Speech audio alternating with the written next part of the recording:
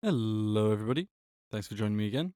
Let me just start with an apology for creating so much content on the dry subject of bass tips and tricks. So yeah, sorry, but this is just something I find really interesting. So anyways, here we've got a bass patch in Serum 2 with no external processing and no effects or anything just yet. And we've got a saw, tiny bit of bend just to remove a little bit of the fundamental. And then, yeah, that's just envelopes to filter 1 using a low 18. And we've got something that sounds like this.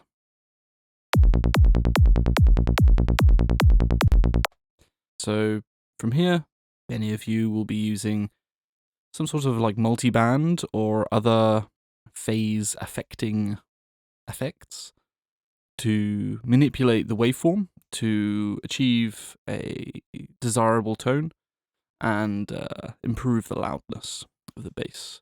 So you might use something like the splitter, and we can play around with the bands to get different wave shapes.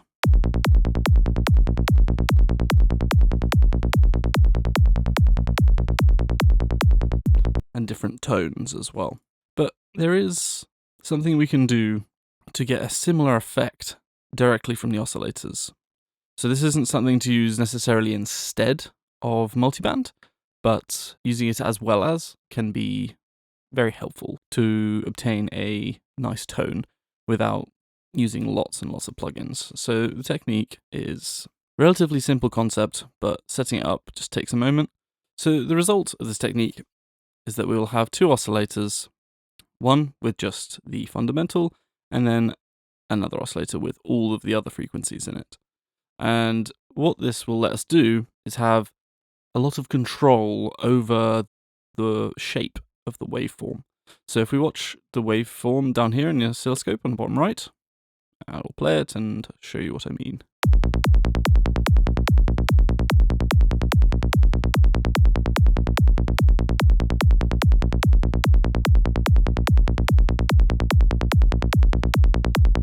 Okay, so yeah, as you can see and hear, we are manipulating the shape of the waveform and achieving different tones and different transient qualities without using any effects. So the way that we're going to go about doing this is to create a waveform within Serum.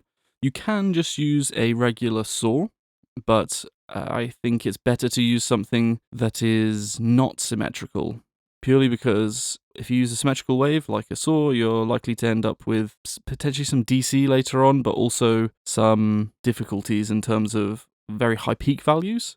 So my sort of favorite waveform to use for this is go into the waveform editor, and what we're going to do, it doesn't matter what waveform's here to start with, we're just going to go into both of the bin editors and right click and say generate saw, and then in the phase, generate saw, and we get this waveform.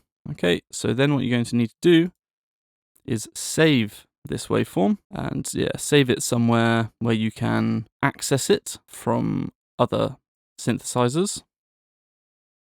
Okay, then we're going to take Vital because it's free, so any of you can do that. I really like to do this next step in Phase Plant personally, but we can use Vital because it's freely available. So let's close this, get a new channel. We'll get Vital and go and find our waveform. Okay, and then we're going to go into the editor, and we are going to use a modifier called phase shift, and we are going to set it to harmonic mode, and then go all the way to the end, create another keyframe, and we just want to shift this so it comes back round to the exact same shape again. Okay, doesn't have to be perfect. Alright, so now we need to save this, export to WAV file. I can just overwrite that. Now we should have just a phase shift. So arbitrary phase shift, shifting all frequencies by the same number of degrees. Then we can go back to our Serum 2 instance, and we can load up our waveform. Here it is. And what we want to do is go All, Remove Fundamental, and then in this next oscillator, we need to get S2 tables, or just a sine wave from anywhere, but I'm going to go S2 tables, default shapes, and then we want to select sine wave, bring the level down to a sensible amount, and then make sure our phase is set right to 0, or if you have some attack on your envelopes, then you may want to set the phase at the end like that a bit. But anyways, set that to 0, and then we can play around with the start position of our sine, so the fundamental, and the wave shape of our saw.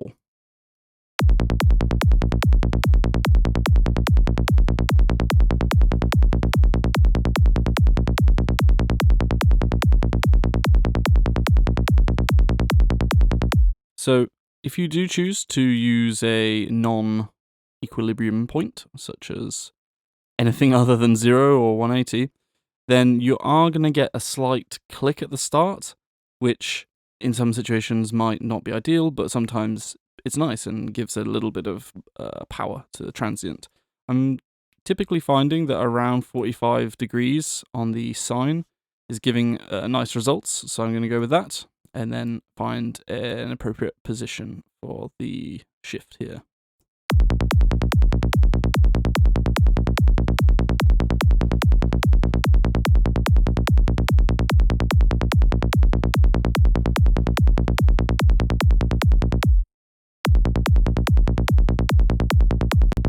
Okay, so yeah, this, is kind of unnecessary, but can be a nice trick to help you get a little bit more out of your bass directly from the oscillator and get a kind of stronger starting point for your bass lines. Okay, so hopefully that is at least of some use to you. If it was, then don't forget to like and subscribe. Check out my Gumroad store in the link beneath.